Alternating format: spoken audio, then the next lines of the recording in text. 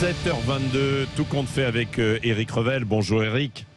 Bonjour Patrick, bonjour à tous. On s'intéresse un peu avec vous aux suites, parce qu'il y a de multiples facettes évidemment dans cette proposition, dans cette loi sur la réforme des retraites. Il y a les régimes spéciaux. On en a parlé dans le journal tout à l'heure à 7h. Ils doivent disparaître, en tout cas pour les nouveaux embauchés en septembre 2023.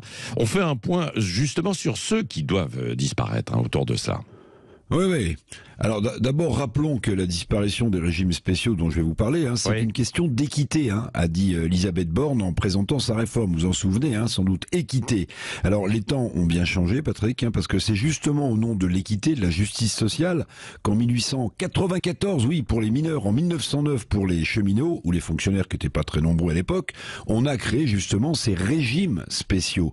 Alors il y en a 42, il en restera 4. Je vous rappelle que la SNCF a perdu le sien, son régime spécial, en 2020, on l'oublie, mais c'était déjà le début de la réforme.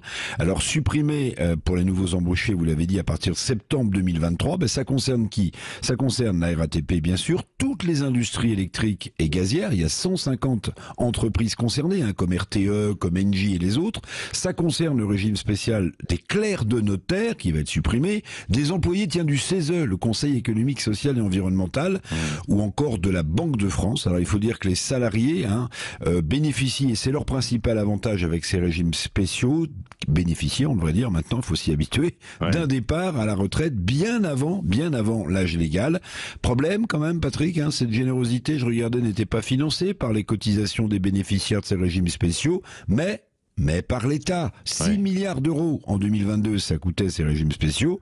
Alors, vous avez dit équité, égalité, mais pourquoi continuer de subventionner des régimes spéciaux quand même corporatistes, alors que ces métiers ont perdu en pénibilité, tout le monde le reconnaît, continuer de subventionner avec de l'argent de l'État, donc du contribuable. Il y a quand même des régimes spéciaux qui vont rester en place, Éric Revel, et ça concerne de petits effectifs.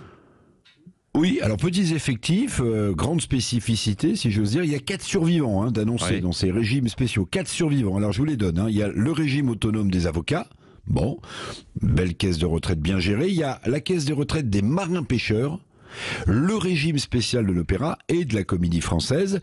2 exemples. On part à 50 ans chez les marins-pêcheurs, après 25 ans de travail, et on part en retraite à l'Opéra de Paris avec au moins 40 ans. 40 ans, à l'âge de 40 ans, pour les 1700 personnes de l'Opéra de Paris. Le régime spécial demeure, mais il devrait aussi décaler, c'est la réforme, de 2 ans, l'âge de départ à la retraite des régimes spéciaux qui survivent. Oui, c'est ça. Comment justifier le maintien de certains régimes spéciaux ?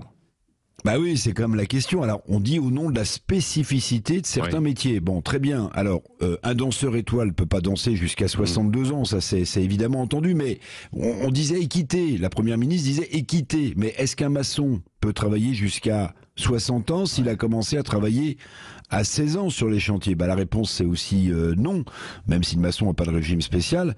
Et pourtant, le maçon en question, 16 ans, 60 ans, c'est bien ça qu'il va devoir faire avec cette réforme. Donc, vous l'avez compris, au-delà des manifestations, on verra si elles ont de l'importance ou pas.